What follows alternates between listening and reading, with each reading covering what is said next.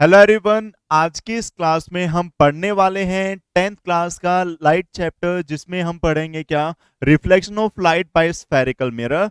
जो last class उसमें हमने इस चैप्टर का इंट्रोडक्शन किया था और प्लेन मिरर से रिलेटेड जितने भी आपके क्वेश्चंस बन सकते हैं या जितने भी आपके कंसेप्ट हैं, हर एक चीज हमने डिटेल में पढ़ी। अगर वो वीडियो अभी तक आपने नहीं देखी तो आई बटन पर आपको लिंक मिल जाएगा वहां से, या फिर आपको डिस्क्रिप्शन बॉक्स में लिंक मिलेगा, वहां से आप उस वीडियो को देख सकते हैं। तो देखिए यहां पर सबसे पहले reflection of light by spherical mirror, बिल्कुल ही आसान चीजें हैं। क्या पहले एक आपके पास प्लेन मिरर होता था, अब जरूरी थोड़ी ना है कि जो मिरर है वो सिर्फ प्लेन हो, वो स्फेरिकल भी हो सकता है, या तो कनकेव या कैसा कन्वेक्स। तो देखिए यहां पर mirrors whose reflecting surface are curve inward और आउटवर्ड, जिनका रिफ्लेक्टिंग सरफेस कर्व में हो, या तो इनवर्ड या फिर आउटवर्ड, या तो क्या हो इनवर्ड या फिर क्या हो आउटवर्ड, तो वो आपका क्या कहलाएंगे स्फेरिकल मिरर कहलाएंगे। क्या कहलाएंगे spherical mirror. For example spoon, spoon का हम एग्जाम्पल ले सकते हैं। जैसे स्पून है तो स्पून में मान लो ये आपके एक स्पून है, तो सरफेस हो गई एक तो क्या,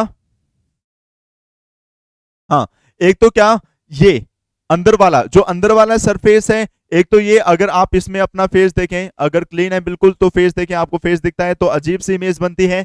एक क्या उल्टा करके देखें, उल्टा करके तो दो टाइप के आपके सरफेस हो सकते हैं, एक तो ये इनवर्ड वाला सरफेस और एक ये बाहर वाला आउटवर्ड वाला सरफेस। ये चीज क्लियर। तो वही the curve surface of the shining spoon can be considered as curve mirror, उसको हम किसको कैसे कंसीडर कर सकते हैं, एक कर्व मिरर की तरह कंसीडर कर सकते हैं। अब देखिए आपके पास if it is a curve inward, अगर वो कर्व इनवर्ड है तो वो कनकेव की तरह, यानी कि जो अंदर वाला हिस्सा है, ये अंदर वाला हिस्सा, तो जो ये अंदर वाला हिस्सा है ये तो किसका काम करेगा, ये काम करेगा किसकी तरह, कनकेव की तरह। और जो ये बाहर वाला सरफेस है, ये बाहर वाला सरफेस किसका काम करेगा, कन्वेक्स मिरर का काम करेगा। भाई स्पून के एग्जाम्पल से आप अच्छे से समझ सकते हैं। अगर आपके पास स्पून है तो स्पून का जो बाहर वाला हिस्सा है, बाहर वाला हिस्सा तो किस मिरर की तरह काम करेगा, कन्वेक्स मिरर की तरह काम करेगा, और जो अंदर वाला हिस्सा है वो कनकेव मिरर की तरह काम करेगा। किसकी तरह काम करेगा, कनकेव मिरर की तरह काम करेगा। उम्मीद है ये आपको समझ में आया। उसके बाद भाई यहां पर हम अच्छे से देख सकते हैं क्या, भाई ये एक कर्व सरफेस था, अगर ये बाहर से पॉलिश्ड है तो अंदर वाला हिस्सा क्या होगा, रिफ्लेक्टिंग होगा। अंदर वाला क्या होगा, रिफ्लेक्टिंग होगा। तो लाइट रे यहां से रिफ्लेक्ट होकर यूं चली जाएगी, मान लो यहां से आई और यूं चली गई, तो इस मिरर को क्या कहा जाता है, कनकेव मिरर। और कनकेव मिरर का दूसरा नाम क्या होता है, कन्वर्जिंग मिरर। क्या होता है, कन्वर्जिंग मिरर, यानी कि ये लाइट को कन्वर्ज कर देता है, ये लाइट को क्या कर देता है, कन्वर्ज कर देता है। तो कन्वर्जिंग मिरर, या फिर अगर आपको कनकेव मिरर दो अलग चीज दे रखे हैं तो उम्मीद है आप इसमें कंफ्यूज नहीं होंगे। आगे है आपका कन्वेक्स मिरर, जिसका जो सरफेस पॉलिश करते हैं वो तो अंदर वाला हो, और जो रिफ्लेक्टिंग सरफेस है, क्या जो रिफ्लेक्टिंग सरफेस है वो क्या हो, बाहर वाली हो। तो बाहर वाली हो तो इस केस में जो लाइट है वो क्या हो जाती है, डाइवर्ज हो जाती है, फैल जाती है। इस केस में लाइट क्या हो जाती है, डाइवर्ज हो जाती है। तो इसीलिए इसको डाइवर्जिंग मिरर कहा जाता है। क्या कहा जाता है, डाइवर्जिंग मिरर कहा जाता है। और इसका दूसरा नाम वही कन्वेक्स मिरर।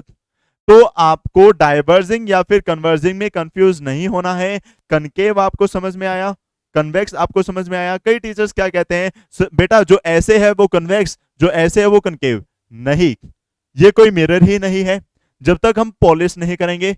अगर अंदर से पॉलिश किया जाए तो बाहर वाला सरफेस कैसा हो गया, बाहर वाला सरफेस हो गया कैसा, रिफ्लेक्टिंग। और बाहर वाला सरफेस अगर रिफ्लेक्टिंग है तो वो आपका क्या कहलाएगा, कन्वेक्स मिरर कहलाएगा। अब देखो ये वाला मिरर,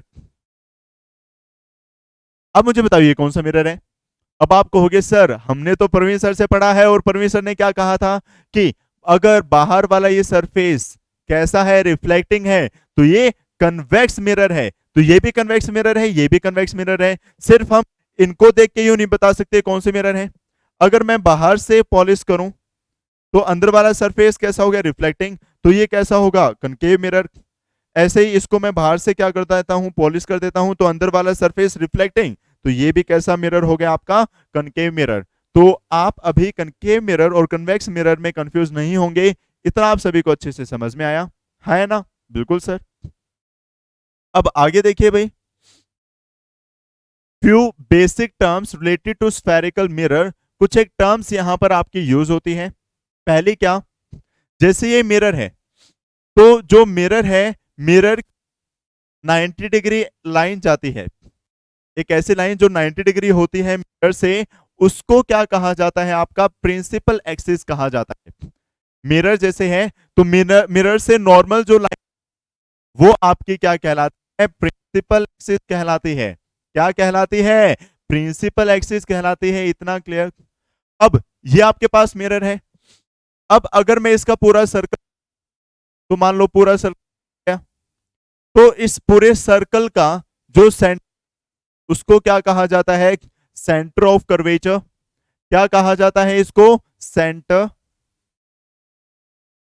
ऑफ कर्वेचर। जहां पर ये प्रिंसिपल एक्सिस और मिरर मिलते हैं, इस पॉइंट को क्या कहा जाता है, पी। पी का मतलब पोल, मतलब यहां पर क्या हो गया आपका, पोल हो गया सर। और सेंटर और पोल के बिल्कुल बीच में जो पॉइंट है, बिल्कुल बीच में जो पॉइंट है, इसको एफ से लिखा जाता है, यानी कि फोकस। इसको किससे लिखा जाता है, एफ से, यानी कि फोकस। क्या इतना क्लियर हुआ भाई? ये आपके पास मिरर था, मिरर के परपेंडिकुलर जो लाइन है, उसको प्रिंसिपल एक्सिस कहा जाता है। अगर इस मिरर को पूरा हम एक स्फीयर बनाएं, तो उसका जो सेंटर होगा, उसको सेंटर ऑफ कर्वेचर कहा जाता है। सेंटर से लेकर बाहर तक का डिस्टेंस रेडियस ऑफ कर्वेचर कहलाता है। ये लेकर, यहां से लेकर यहां तक का डिस्टेंस क्या कहलाएगा, रेडियस ऑफ कर्वेचर। जो सेंटर और, हाँ जी, जो मिरर है और जो परपेंडिकुलर लाइन आई है, यहां पर जो मिलेंगे, उसको क्या कहा जाएगा, पॉइंट पी, जिसको पोल कहा जाता है अपने में। ये चीज भी आपको क्लियर होगी। और पोल और सेंटर बिल्कुल बीचों बीच एक पॉइंट होता है, जिसको क्या कहा जाता है, फोकस। एफ से पी तक का डिस्टेंस, इसको क्या कहा जाएगा, फोकल लेंथ। क्या कहा जाएगा, फोकल लेंथ। तो उम्मीद है ये सारी टर्म्स आपको अच्छे से समझ में आई, इतना आपको क्लियर है? ठीक है सर। ये किसका था, एक कनकेव मिरर का। अगर ऐसे ही हम बात करते हैं किसकी, कन्वेक्स मिरर की, तो कन्वेक्स मिरर में अगेन ये मिरर हो गया। तो इस मिरर पर जो ये लाइन होगी, जो इससे परपेंडिकुलर जाएगी, ये परपेंडिकुलर जा रही है भाई, मिरर ऐसे हैं, ये परपेंडिकुलर जा रही है, तो इसलिए इस लाइन को क्या कहा जाएगा, प्रिंसिपल एक्सिस। क्या कहा जाएगा, प्रिंसिपल एक्सिस। अब इस मिरर का जो सर्कल है, वो इधर यू कंप्लीट होगा। अब इधर कंप्लीट होगा, इधर कंप्लीट होगा, तो इसका जो, वो इस साइड आएगा, तो ये सेंटर हो गया। ये पोल होगा, पोल और सेंटर के बीच में जो पॉइंट है, इसको क्या कहा जाएगा, एफ, यानी कि फोकस। क्या हो गया, पोल और फोकस के बीच जो डिस्टेंस है, उसको क्या कहा जाता है, फोकल लेंथ। पोल और सेंटर के बीच डिस्टेंस है, उसको कहा जाता है कर्वेचर। उम्मीद है ये कुछ बेसिक टर्म्स आपको समझ में आई।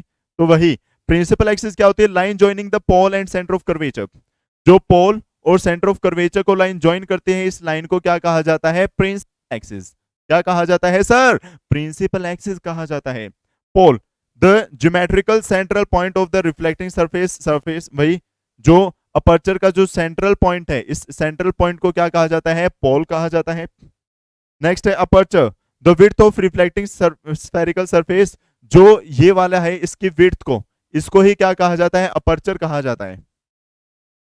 सेंटर, वही सेंटर क्या, जिस भी उसका ये मतलब स्फीयर है, स्फीयर का सेंटर क्या होगा, इस मिरर का सेंटर होगा। उसके बाद रेडियस, वही सेंटर से पोल तक का डिस्टेंस रेडियस हो जाएगा।